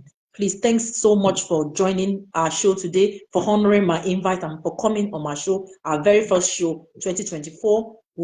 I hope to see you again, because I'll be bringing you once in a while. So, when we want to talk about churches and all that, because you're very good, influence. So that's because for you to come out and say it is alone only, So thank you so much for joining us today. I hope you've enjoyed this edition of Tatafo. I remain Princess Adewonuola Hassan. Thank you and have a lovely, lovely weekend. Bye.